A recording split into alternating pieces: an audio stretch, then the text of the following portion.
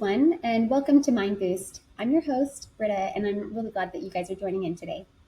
At Mind Boost, we know how vital mental health is to every aspect of our lives, not just to our joy, but our relationships, our work, and our overall physical well being as well.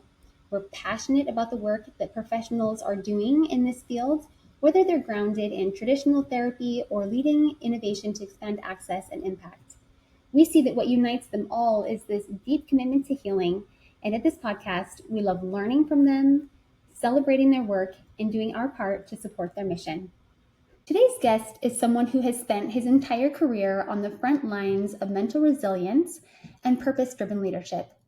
John Wordin is the founder of LifeScore, a revolutionary wellness app designed to help people measure and improve their quality of life across 6 essential categories. I know what you're thinking, but guys, this isn't just another wellness tracker. LifeScore translates real-life behaviors into a single actionable score, giving users both clarity and momentum. It's tech with heart, backed by research and designed to support the full human experience. In today's conversation, John and I dive into the patterns that inspired LifeScore, the power of tracking the right data, and how peer support can fuel meaningful, lasting change. If you've ever felt, like me, overwhelmed by the idea of getting healthy or wished for a simple way to track your overall well-being, this episode is for you. So I first came up with the idea of LifeScore in 2017. I was on a call with the VA suicide prevention. I was an official suicide prevention partner of the VA, and they had a researcher talking about the behavioral health autopsy program and how they look at the behavioral health risks associated with a suicide. So they take 3,200 suicides from the previous year and go back and look at from the patient perspective, the family perspective, and the clinician perspective, and then try to figure out like what are the signs that were missed. And so in the presentation of the report and its findings, the thing they gave at the end is, how do we use technology to create a way to get information and engage the community? And they talked a lot about behavioral health risks associated with suicide, how most suicides are multiple behavioral health risks. It's not usually one thing. It's a combination of things. And the first thing that came into my mind, and I asked the question on the call, is like, why aren't we monitoring these? Why aren't we providing this information to, and the guy goes, good luck. And so immediately the first thing I thought of was credit score for your life. That was the concept that came into mind, was we need a credit score for your life. And so I was running another program at the time. And so I wanted to come up with because suicide is complicated, a lot of times people don't look at the whole picture. They only look at part of the picture. And the problem is when you look at part of the picture, that's why you miss things. That's why you always hear people say, I never saw it coming, or boy, he seemed fine, or whatever it is when you look at suicides. And so I had one close friend that committed suicide in 2011. I was always trying to figure out, like, I knew he was hurting and I was trying to stay present in his life, and it wasn't enough. And we had become disconnected like a couple months, where we weren't as connected a couple months prior to his suicide. And during that time, apparently he was dealing with a lot of stuff that he wasn't really letting people know. And so it was like, how do you use life experience? And then I was running a program for mental and physical rehabilitation for military veterans and first responders, talking to them like what kind of tool can be created to help you, because they all complain about the VA. They all complain about different things. And then when that report came out and I got access to that information, it was like, credit score for your life is what we need. I'm a pretty good expert on diet, nutrition, and exercise, but then what about mental health, spiritual health, mindset? I knew that prescription drugs affects people's lives in a negative way for the most part. And these other factors that really are foundational to quality of life and well-being. And then I set out to, create some parameters that, you got to make it idiot proof. So if you come across the biggest idiot on earth, they can still figure out how to use the tool, because those are the people that you're trying to help. The people that have PTSD or traumatic brain injury or some type of situation where they're not functioning correctly. So how do you get them information so that they can or minimize whatever it is that they're dealing with so they can have the best quality of life and well-being? Wow. I absolutely loved everything that I just heard. I love the idea of a credit score for your life. That is so brilliant. And just how this idea of working with siloed information versus the whole picture. So I just love that you were doing this. When you were working with these military and first responders and people like that, what key challenges did you see people facing with their mental well-being, mental? Well, I think the biggest challenge is self-awareness, like really understanding what it is that you're dealing with and what is causing it. Yes. So people have depression, people have anxiety, but that's not a condition. That's a result of a condition. So yes. Okay. So how do you understand what's causing the depression or what's causing the anxiety or loneliness or sense of purpose or whatever it is, the adverse result? So you got to figure out exactly what it is. Like when a lot of times when you talk about visible wounds, like if you have a broken arm, you get an x-ray and you see you have a broken arm, you see where the arm's broken, because you wouldn't try to set your arm where it's not broken. So you got to figure out where it's broken so that you can actually fix it. So if you are broken mentally or broken spiritually, then you got to take an x-ray. And those are things that, that self-awareness, understanding what the actual situation is, that's what LifeScore can do for people. It gives them that information across the things that make up those situations. So you look at mental health, you look at sleep, you look at spiritual health, you look at nutrition, you look at food or diet, you look at physical activity, you look at mindset.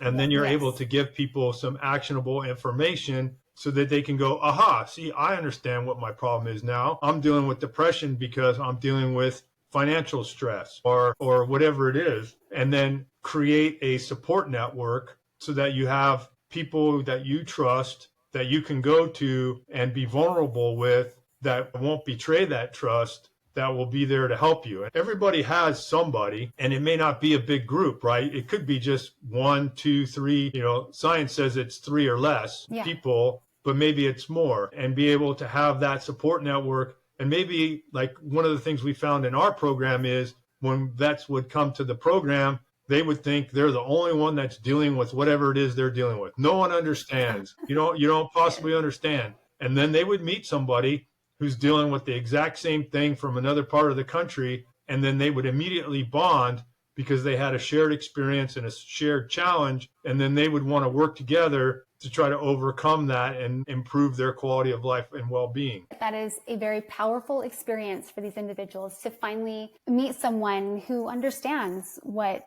they've gone through or where they're at. That's amazing. John, for people who have never heard of LifeScore until this moment, how would you describe what it is and who it's for? So it's for you. It's a fast, simple, easy to use. I tried to make it as elementary as kindergarten. So it's a score for your life, and it gives you a score in each component of your life. So whether it's mental health, spiritual health, sleep, nutrition, food, fitness, you get a score, and then you get an overall score, and then you get tasks, resources, and recommendations on how to improve in the areas where you're weakest. And then also it gives you the opportunity to create your social support network, or what we call the hub. And then you can designate a hub member as your ride or die, or what we call the lifeguard. And the lifeguard is someone who, if your score drops below 70, any of the categories, the lifeguard gets a notification that you're going through a rough time, and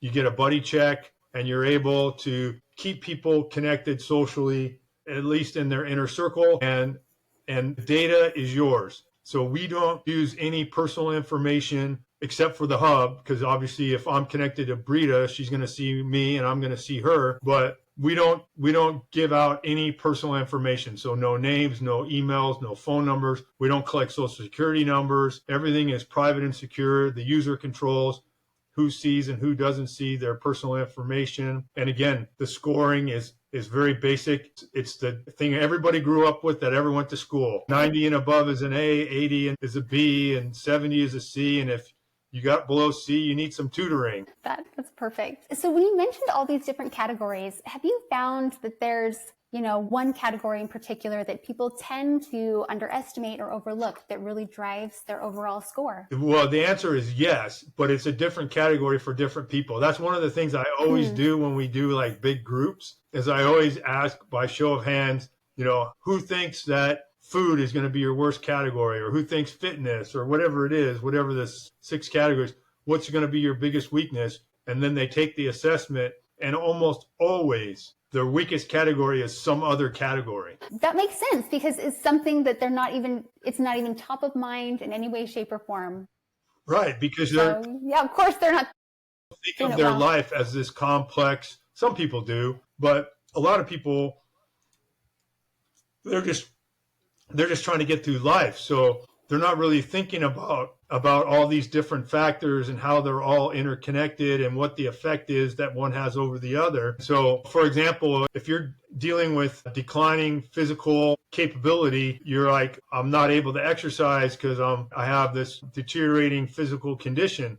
Well, maybe it's because you eat too much, or maybe it's because you don't eat the right kind of things, or maybe it's because you don't sleep enough. So they're thinking about the physical condition as at the top of their mind, not something that can be contributing to the physical condition. And that's, I think, why a lot of times your worst score is actually something other than what you think it is. And that self-awareness is great, because now you can take steps to try to fix it, because I want to improve my physical conditioning or my physical condition. That's their goal. But what their real goal is, hey, I need to sleep and eat better, or whatever it is. Wow. I love that. I love this idea of just bringing awareness to things that there's no awareness on. So yeah. Let's see, before LifeScore, what challenges do people typically face when trying to improve their quality of life? That's really complicated.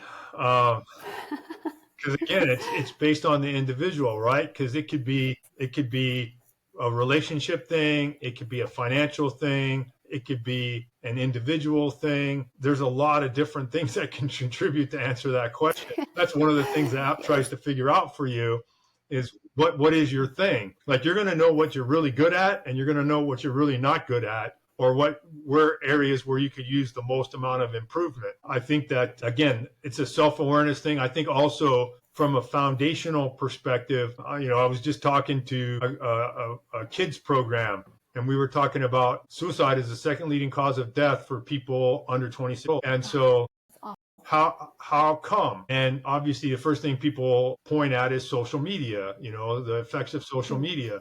But I would say that's a reflection of other weaknesses that cause social media to be the weakness. And so, for example, mindset.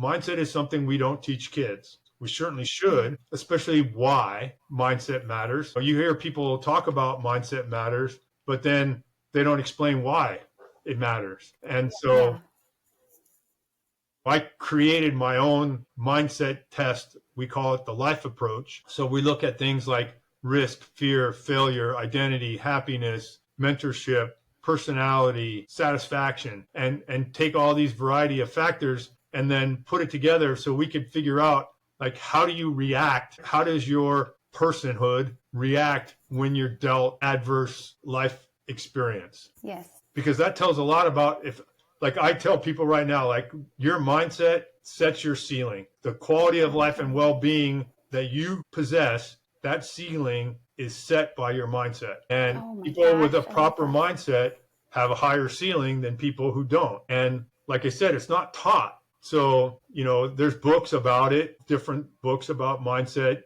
fix versus growth. We kind of take journey versus destination approach. So we put our own spin on it, but it's really like we collect data. So I can tell you life scores of people with the proper mindset are much higher than people with what we call less than optimal mindset. Their scores are always lower.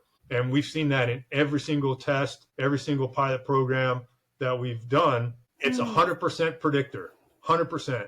Wow.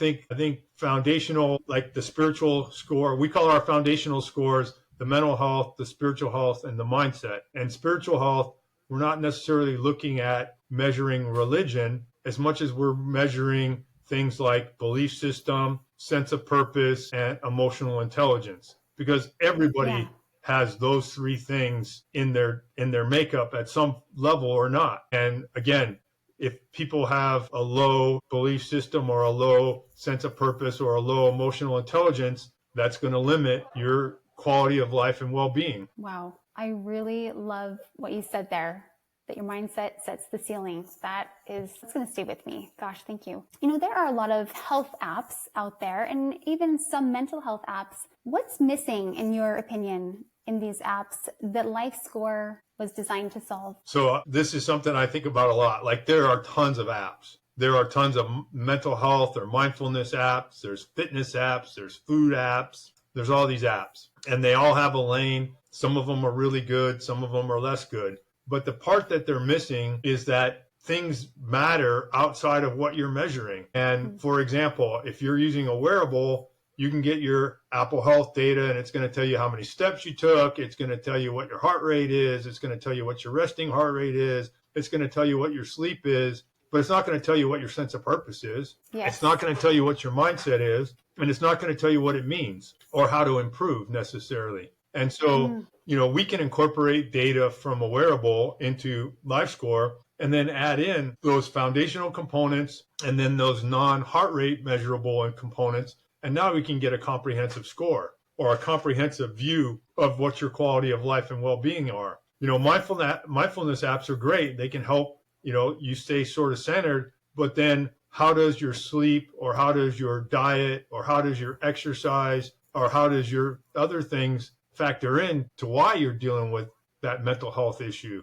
Again, it gets back to it. Or maybe your issue is complicated because you're taking certain prescription drugs and the side effects of those prescription drugs are causing you to not sleep or causing you to be depressed. I mean, it's hilarious if you ever stop and watch the prescription drug commercials on especially cable news channels, and they go, our side effects could be increased suicide ideation or da da da da. Like, it's almost like all of them have increased suicide ideation as a side effect. And I'm like, well, why are you taking that for depression if it has increased suicide ideation? Yes. Wow. LifeScore boils down complex data into one powerful number.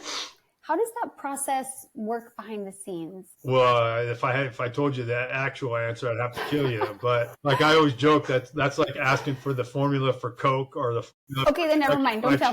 Kentucky Fried Chicken. But no, obviously we put a lot of work into creating our score and how it's calculated and how it's validated. We've done a lot of work to measure it, to see, we've had thousands of users, and not once have I ever had a user come to me and say, this doesn't reflect me. Like, that score is way off. Yeah. So we put a lot of work into it. We've done some comparison testing with wearables on things like sleep and exercise that you can measure with a wearable. Because like the heart rate wearable, the one thing you can say is it does measure your heart rate. So if our score is similar to like we did a sleep study, we use Samsung watches. Samsung watches give you a sleep score based on your heart rate and you're in the different levels of sleep. And, it was very comparable because at the end of the day, a lot of life is fundamentals. Sleep is quality and quantity. And then we measure things that affect the quality and quantity of sleep, things like sleep disorders, or maybe you have headaches or migraines or things like that, which wearables can't factor in. Yes. Wow. Okay. Well, let's see. You launched the app a couple months ago? In the beginning of March, yes. Okay. So since launching, have you noticed or gathered any insights or seen any patterns that have surprised you since you've launched? Happily, we've seen a fairly steady page views per user per day. Nice. And so it's been pretty steady around between 5.8 and 6.4. Well, that means people are using the app, they're going through it, they're getting their information. So that's a really good sign that people are using the app. We've seen a very steady stream of increase user numbers. So I think we kicked off with maybe a couple hundred the first weekend, and now we're at like 1,200. So, you know, we do no advertising whatsoever. So it's all word of mouth. And people are setting up their peer support. That's the other thing I think that other apps miss is the peer support component, you know, how you create your own community. And we have that at multiple levels. We have it at the personal level, and then we have it at the overall community level. So that's how you can meet people that use the app in other states and post questions and can post challenges. Hey, we're going to do a sleep challenge. We're going to really work on a quality of our sleep. And so, you know, people can post ideas on how to improve the quality of, hey, you know, I did this, or I started wearing a mask, or I did earplugs, or I did incense or aromatherapy or whatever to improve the quality of my sleep. People can get ideas, and, you know, you can share what works. And, you know, one of the things that I know from my history is what works for one guy works for one guy and one person or one thing. And it's like, sometimes it'll work for multiple people, sometimes not. So, you know, you have to have a little bit of patience and trial and error to figure out what works for you. Gosh, I love that. You know, I actually downloaded the app and I went through it today and I loved it. Actually, I was like, I really enjoyed myself on there. I found it so clean. Like, I guess with so many other apps, there's just so much going on and they're trying to distract your attention every 2 seconds. It was like peaceful to be in there. And I think I found what you're talking about with these different groups. Like there was like a sleep group and a food, nutrition for all the different categories. And I didn't get in there yet, but I was excited. I'm excited. Yeah, we're just getting the groups going. That's one thing that, you know, I was hoping was going to be, even though you have 1,000 users, we need to start getting people to get to the community groups. I think some people are reluctant to get in there for privacy reasons, or they just aren't that social. We're doing this project with kids, so I'm hoping they're a little more excited about that kind of thing. Like, I didn't want the app to be about how many followers you get, because a lot of people have followers on social media, people they don't even know. Because it's your health information, you have to personally know. There's no searchable. So like, I can't follow you unless I know you, and I can send you an invite. So you're not going to have people following you, or you're not going to follow people that don't want you or don't need you or whatever it is. Mm-hmm. So that's the thing. I think the user control appeals to a lot of people. We get a lot of super positive feedback on that aspect, particularly among women. A lot of female users. Like, we were doing this project with the military. Females are like 15 to 17%, but they were 30% of the users in the group. So, you know, a disproportional number. I think it's because women aren't afraid to ask for directions. Yes, that's true. And we love to connect, right? Yeah, well, the social part is really important because, like I said at the beginning, a lot of people feel like they're the only ones. No one understands them. And when you realize that people do understand you, and there's particularly when it comes to the military veterans, our first responders, you know, unless you've gone through that experience, it's hard to relate. And yes, if you've been on frontline combat and you're talking to someone who's never been on frontline combat, they're not going to understand the stress and what was involved in that. I mean, you can explain it, but they're never going to understand fully. And so that's the beauty of the community, is like, there's a lot of people in the community, and there are a lot of people out there that have that experience. You know, don't be afraid. Yes, I love that. So for someone who has just downloaded the app like myself, what can we expect? You know, can you walk us through like a typical day for someone using the app? Is it something you just check in once, or? Yeah, so there's a daily check-in, and the questions vary by user. The questions will change. Some of the questions will change every day. Some of the questions will be the same. Like, what did you eat? How did you sleep? Did you do any physical activity? Those are questions you ask every day. And it helps reinforce good habits, because you know you're going to ask, you know, do you eat fruits and vegetables? So you're going to think about it. Well, before I check in, I got to make sure I got fruits and vegetables on the daily plan for today. So like, we get feedback on that too. There's the expression, how do you keep honest people honest? Well, it's like that reinforcement keeps people on the right track. So, you know, it's a behavioral factor. How do you develop healthy behaviors? So we try to reinforce that. And then the other part is the self-awareness part. Like, how are you doing today? Yeah. And then, like, why do you feel the way you feel? And again, the questions will be different for different users, but we don't try to overwhelm you. Like I said, it's the overwhelming concept is fast, simple, easy to use, easy to understand. Like you said, it's not very complicated. We want to make a good experience for people so they keep coming in. So there's a daily check-in, there's daily tasks for you to try to complete that are based on how to best improve you. Very simple tasks. There's things that you can do, things that you think about that you should do. Write down before you go to bed, write down 3 things that were positive about your day, for example. Or, hey, after eating dinner, go for a short walk. Just really simple tasks that you can do that can help you improve. And then there's a resource menu. So there's resources that if you want to dig in, again, it's user driven. So the user can choose to do it or not do it, but to engage in some of the resources. And then, of course, you can check in with the people in your hub. You can write them messages. There's a journaling thing. If people in your hub write to you, you can give them a little emoji, like you can give them some love, you can give them some hugs, you can give them a high five, you can show empathy. So there's a little bit of different things that you can get involved in. You can calculate and see how many reward points you have, especially compared to the people in your hub. So you can have a little fun and competition up there. And eventually you'll be able to cash in those reward points for something. I'm going to get my sisters in on this. I think I'm very excited. So what are some of the small behavior changes that can lead to the biggest score improvement? That's a good question. Again, it depends on what your weaknesses are. Okay.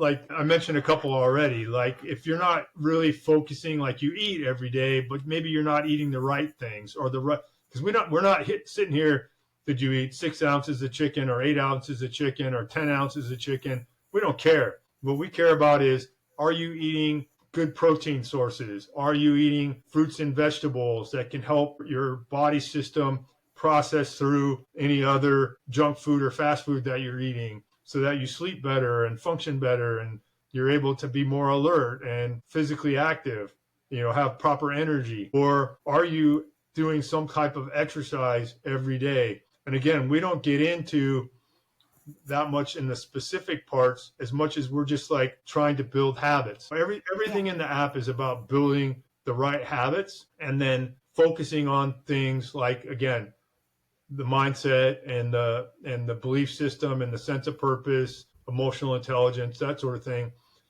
Because again, those foundational things, if you have them, great. If you don't have them, work on them, because they really will help improve your life.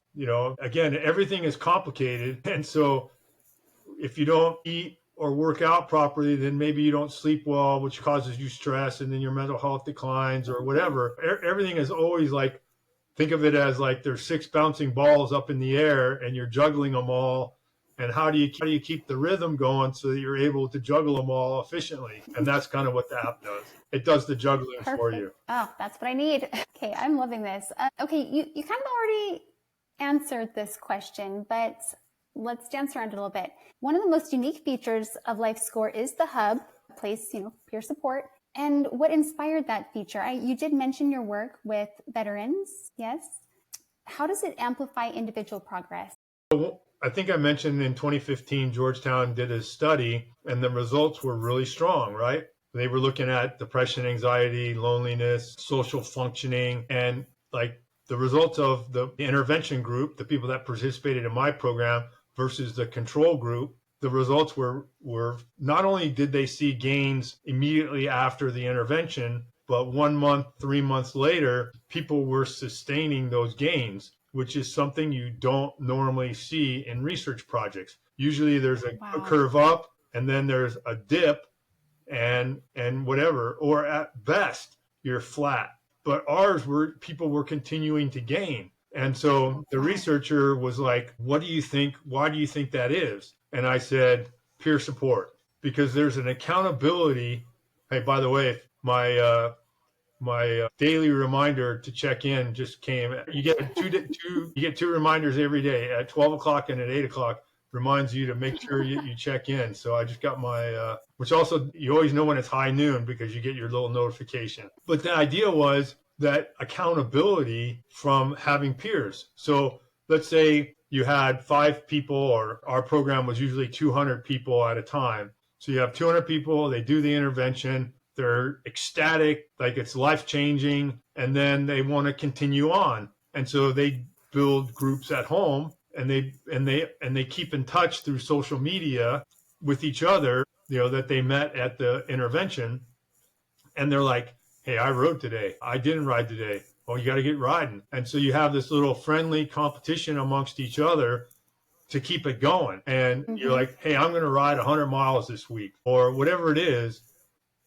You have that, how many miles did you ride? How many miles did you ride? And then you have these little groups of people, and it's like this friendly, like I said, accountability, competition, camaraderie system. And that's the reason why gains sustained or kept improving, because people kept after it because they didn't want to let their buddies down. And so that is like, how do I take that and put it into an app? That was like one of the fundamental pieces that I thought was really important, was how you can use that social connectedness and keep it going. So there's a lot of things we can do with the hub that we're not currently doing. I'm sure people are going to give us ideas. There is a feature in the app where you can give feedback and make your suggestions. But yeah, there's a lot we can do with that. I mean, obviously having the hub, having the lifeguard, the journaling capability, and then the community groups, that's a really good start. And then we'll see where it goes from there. Amazing.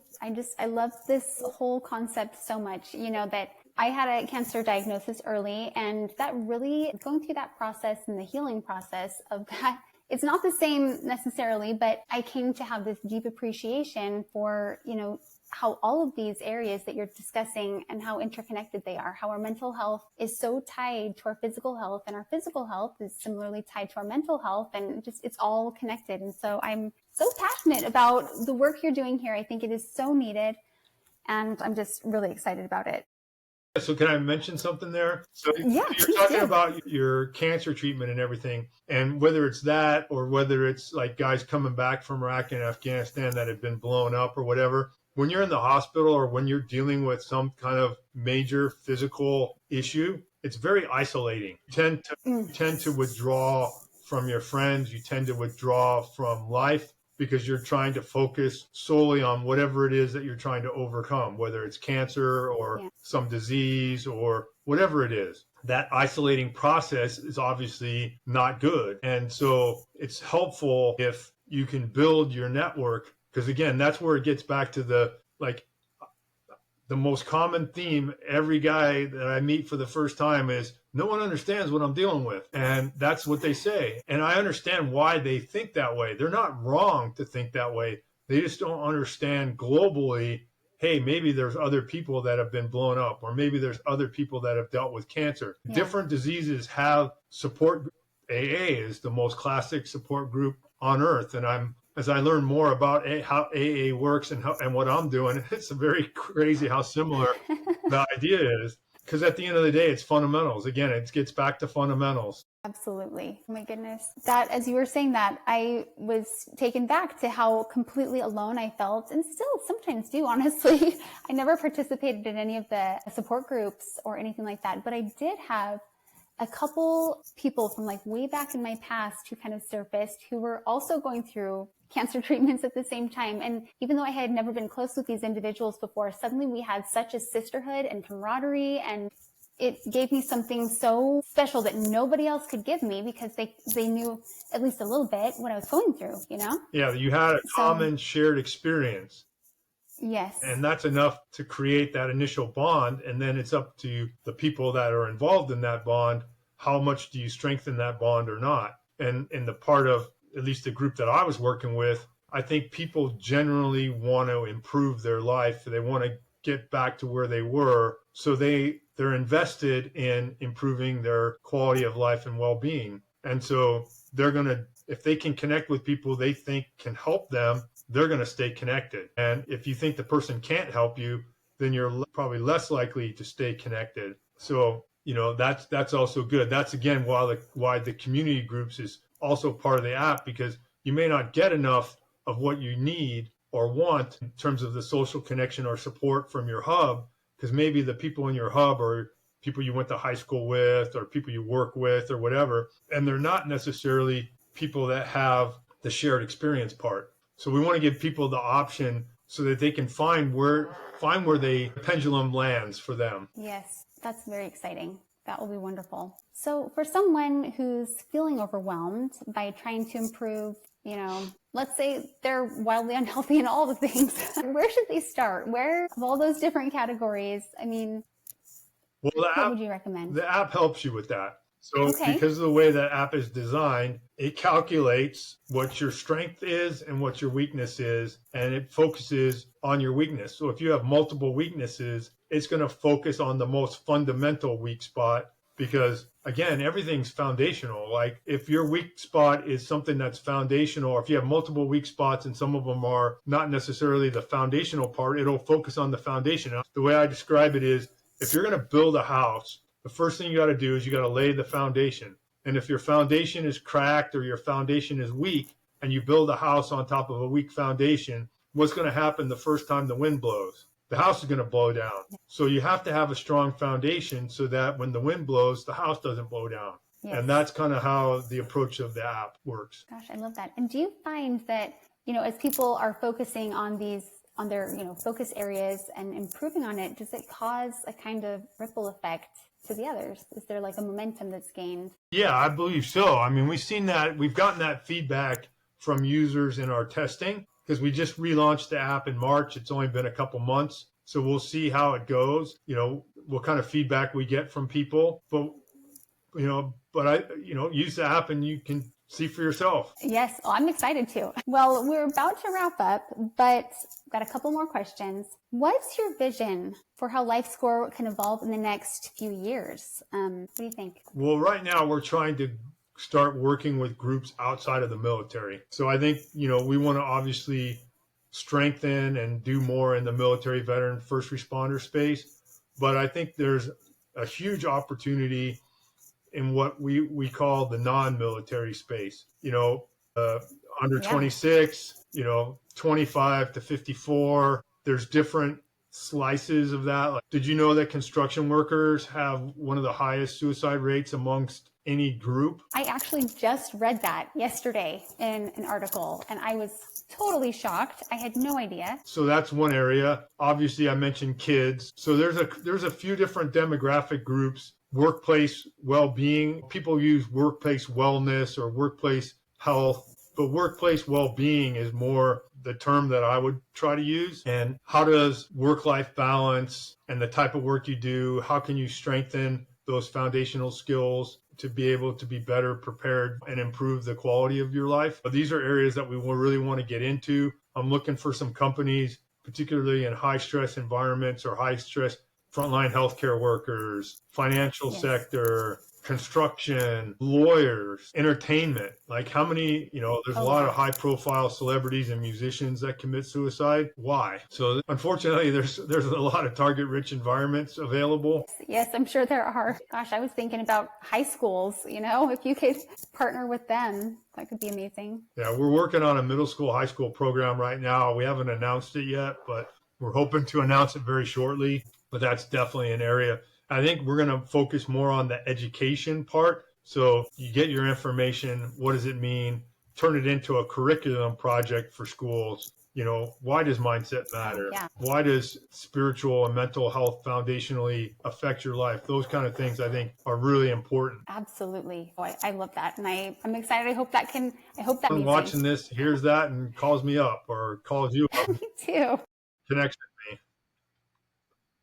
So I think my last question is, what role does the scoring system itself play in motivation and long-term engagement? Hopefully a lot. I mean, I worked really hard on the scoring system to make it intuitive like that so that it is motivating. Like I always use the example of if you take a PHQ test, which is a depression scale test that's been developed by NIH and some university research, and it's pretty widely used across all demographics. If I told you what your PHQ score was, let's say I told you your PHQ score was 14, you would have no idea what that means, or how to improve it. But if you know that your life score is 85, well, you know that there's room for improvement. And you look at the scores of the individual components and you go, hey, I need to work on this, or I need to work on that. And then you'll start seeing the ripple effects across all the domains, because if I'm less stressed because I'm doing workouts and this, or the effects of things like caffeine or prescription drugs or alcohol and smoking or different things, like we really look at all these factors when you get your analytics. And so in the back, it's working like I look at it like a duck. You know, the duck's floating on the water. Above the water, duck looks calm as hell. Under the water, the feet are moving like rapid fire. So that's kind of the app. The front facing daily check-in, everything calm, smooth, but behind the scenes, working like crazy. Perfect. I love that. That's the perfect imagery. That's wonderful. Gosh, well, John, I just so appreciate the conversation that we've had today. When I first found your LinkedIn and started researching the different things that you've been doing, I was so inspired and so curious about it. I know that it is a deeply needed app, honestly, and I'm excited to use it myself. Hopefully people watching this, again, they can go to getlifescore.com, and the QR codes are there. So whether you have an iPhone or an Android phone, easy download. And again, like we even have videos that we're getting ready to post on the website that show the different systems within the app and how it works. So if you need a tutorial, they're available. You know, the user manual, if you will, you know, the step-by-step. Most of it is incredibly intuitive and simple. None of it takes a lot of time. You know, you probably got your score in like 6 minutes at most. So yeah, it doesn't take long, and that's by design. Like I said, a lot of work went into I could have given you 100 survey questions and gotten the weeds and all that, and you would have gone, nah, too much. Yeah, too much. Got to be simple. Well, thank you so much. And to all our listeners here, I hope you're walking away from this episode feeling a little more grounded, a little more inspired, and maybe even curious about what your own life score might reveal. John's work reminds us that true well-being is measurable, trainable, and most importantly, doable. Whether it's a single habit shift or support of a trusted peer, change happens one choice at a time. And again, you can download LifeScore from wherever you download your apps. And as always, thanks for listening and can't wait to see you next time.